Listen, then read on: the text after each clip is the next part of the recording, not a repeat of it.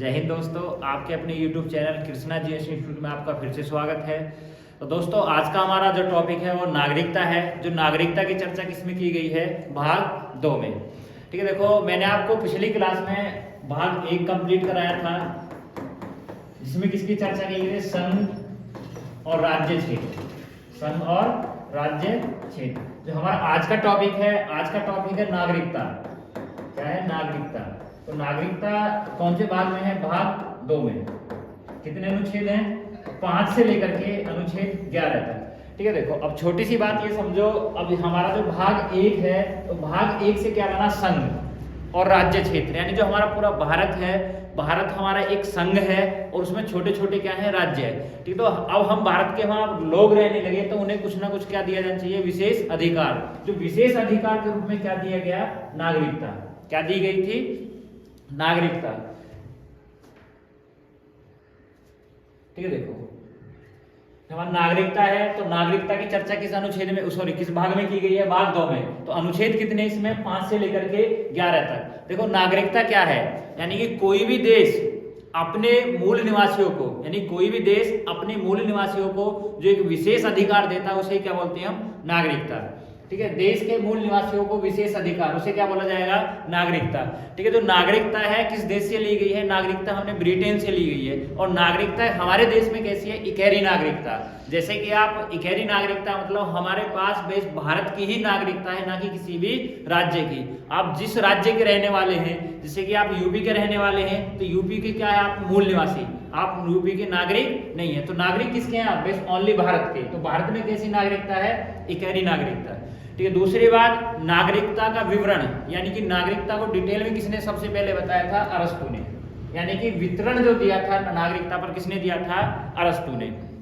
ठीक है, इसमें अनुच्छेद कितने हमारे? अनुच्छेद 5 से लेकर के अनुच्छेद 11 तक। ठीक है, देखो अब नागरिकता जो हमें भारत की नागरिकता प्राप्त हुई है, किस अधिनियम द्वारा प्राप्त हुई? 1955। यानी भारत की नागरिकता 1955 के अधिनियम पर क्या है? आधारित। जो कितने प्रकार की? हमारी 5 प्रकार की। ठीक, दूसरी बात देखो, अभी तक नागरिकता में जो संशोधन हुए हैं लगभग 5 या 6 संशोधन हो चुके हैं। ठीक है, जो पहला संशोधन हुआ था कब हुआ था? 1986 में। कब हुआ था? 1986 में। ठीक है, चलते हैं अब नेक्स्ट अनुच्छेद की तरफ। ठीक है, देखो अनुच्छेद 5। अनुच्छेद 5 क्या कहता है? प्रारंभ में नागरिकता। क्या कहता है? प्रारंभ में नागरिकता। मतलब देखो, अब नागरिकता देगा कौन हमें? नागरिकता संविधान देगा, लेकिन संविधान लागू कब हुआ था? 26 जनवरी 1950। तो यानी प्रारंभ का ये मतलब है संविधान के लागू होने से हमें क्या दी गई थी? नागरिकता। यदि इसमें भी 3 कंडीशन दी गई हैं। यदि आप संविधान के लागू होने से 6 माह पहले कहाँ रह रहे हो? भारत में रहे हो, और आया आपका जन्म कहाँ हुआ हो? भारत में हुआ हो, या आपके माता पिता क्या हो? भारतीय हो। तो यह अनुच्छेद क्या कहता है? 5। इसका मतलब प्रारंभ में नागरिकता, मतलब आपको जो नागरिकता दी जाएगी या आप जो नागरिक कहलाओगे भारत के, कौन देगा? संविधान। तो हमारा संविधान लागू कब हुआ था? 26 जनवरी 1950।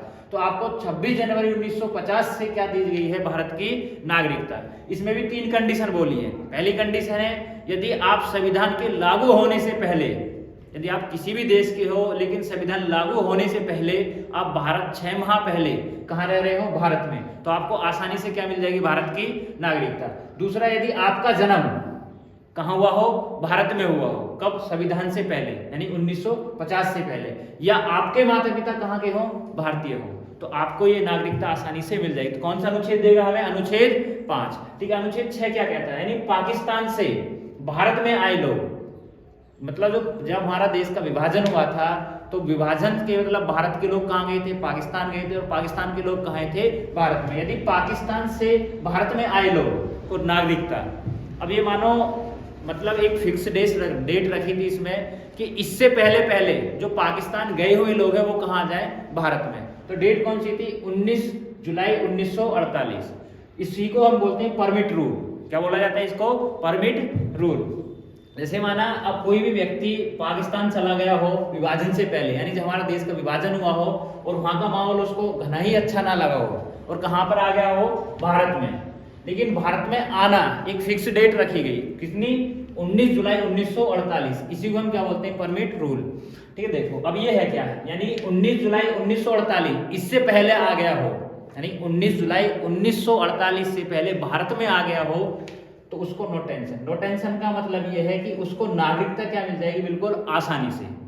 बात है समझ में नहीं है। लेकिन 19 जुलाई 1948 के बाद यदि कोई व्यक्ति पाकिस्तान से जब भारत आएगा 19 जुलाई 1948 के बाद, तो उसको 6 माह का क्या करना होगा, रजिस्ट्रेशन। आप पहले 6 माह इंतजार करो, उसके बाद सरकार ये डिसाइड करेगी आपको नागरिकता दी जाएगी या नहीं दी जाएगी। तो कितने दिन का रजिस्ट्रेशन होगा, 6 माह का। इसी को हम क्या बोलते हैं, परमिट रूल। तो परमिट रूल कब से लागू हुआ था, 19 जुलाई 1948। बात है समझ में नहीं आई। तो किस पर लागू होता है, जो पाक से कहाँ गए थे, आए थे भारत में। ठीक है, ये अनुच्छेद क्या हमारा 6। ठीक है, अब अनुच्छेद 7 क्या कहता है। ठीक है, देखो यानी 1 मार्च 1947 यानी कि जब हमारा देश का विभाजन हुआ था उससे 6 माह पहले, या 1 मार्च 1947 या जब हमारे देश का विभाजन हुआ था यानी आजाद हुआ था उससे 6 माह पहले, क्योंकि अभी भी आजादी में कितना समय है, 6 माह का समय है। उससे पहले कहाँ चले गए हो, वो कहाँ, पाकिस्तान चले गए हो, और पाकिस्तान से भी फिर भारत में आना चाहते हो। बात है समझ में नहीं है।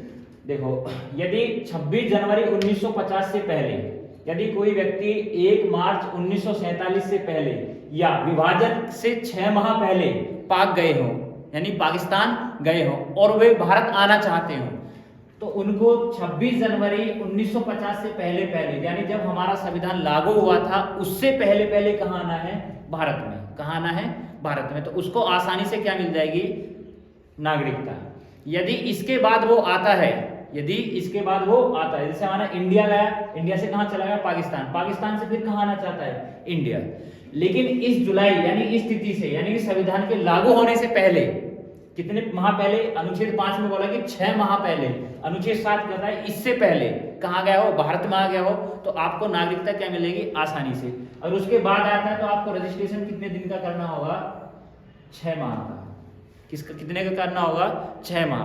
बात है समझ में नहीं। इसमें देखो इस अनुच्छेद का कोई खास महत्व नहीं है। अब देखिए इसको इसमें बस इतना याद रखना, परमिट रूल कब लागू हुआ था। परमिट रूल 19 जुलाई 1948 को लागू हुआ था। इसमें ये बोला है कि जब पाकिस्तान गए थे और पाकिस्तान से जो लोग भारत आने चाहते हैं, ठीक है, इससे पहले पहले, किससे, 19 जुलाई 1948 से पहले पहले कहाँ जाए, भारत में, तो आसानी से क्या मिल जाएगी उनको, नागरिकता। यदि वो 19 जुलाई 1948 के बाद यदि वो भारत में आते हैं तो उनको 6 माह इंतजार करना होगा, पहले रजिस्ट्रेशन करवाना होगा। उसके बाद सरकार डिसाइड करेगी कि आपको नागरिकता दी जाएगी या नागरिकता नहीं दी जाएगी। बात है समझ में नहीं।